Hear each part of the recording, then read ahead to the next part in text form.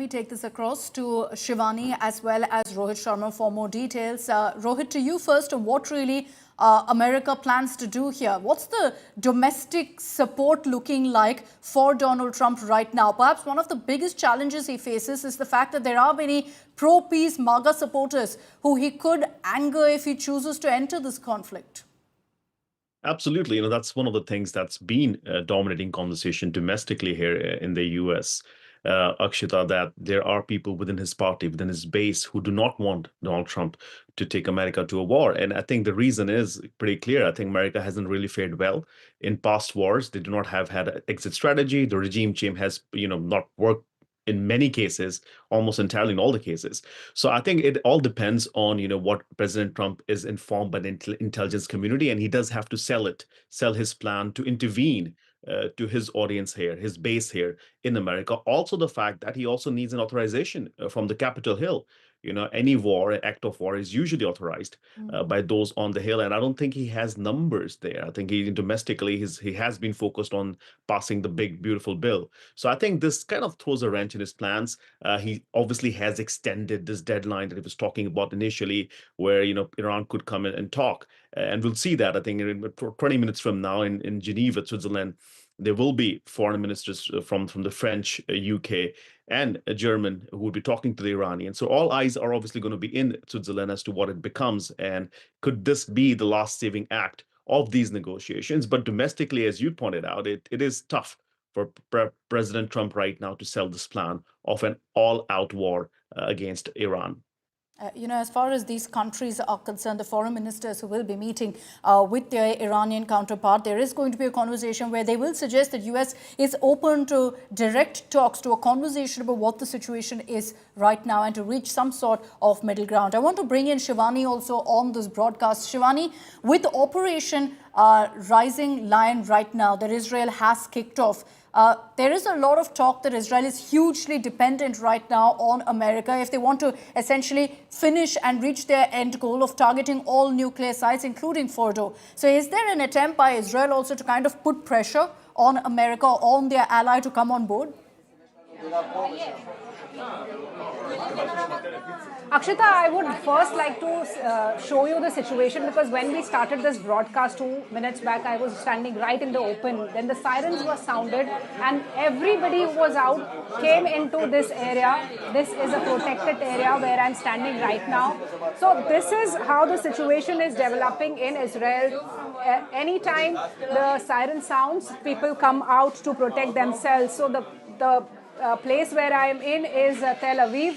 And in Tel Aviv, people were outside on the roads, but minutes back, the sirens were sounded and everybody came to this shelter. I would like chicken masala.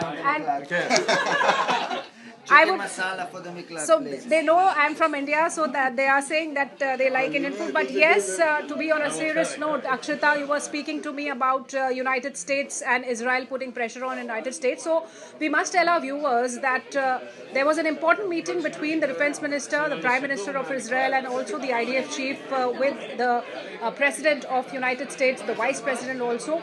That means that serious deliberations are going on in terms of United States directly taking part in this whole war that is now a full-blown war.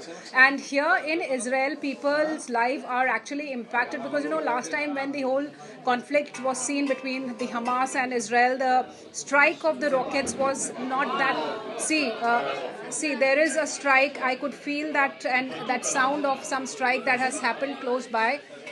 And people are actually worried. Minutes back, there was a warning signal that came. We came here downstairs in the basement of this building that is a protected building, and we just heard an explosion outside.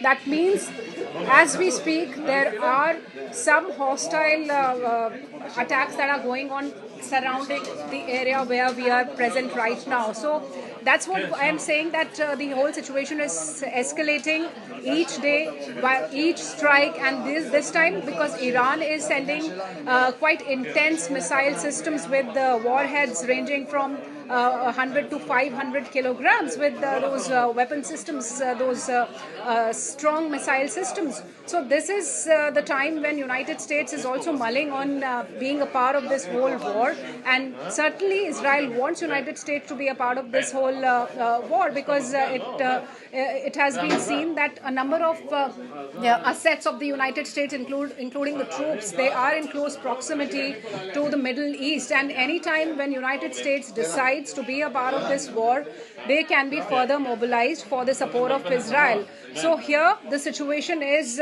quite fluid, because every minute the situation changes. There are signals, there are warnings that come in from IDF, and people out here, they are following these signals to be in the protected areas. So even as we speak, Akshita, there seems to be some explosion outside where I'm reporting from, and we need to check what kind of an explosion it was, and what was the intensity of that particular explosion, what was the damage that explosion might have caused. I'm still inside this protected area. We will have to remain inside until we get a green signal from the IDF about going out in the open. Okay, be careful out there, Shivani. Shivani is in right now, protected area, a bunker, if you will, because of the sirens going off, something that's become routine practice essentially in Israel in these times of conflict. Thank you very much, Shivani and Rohit,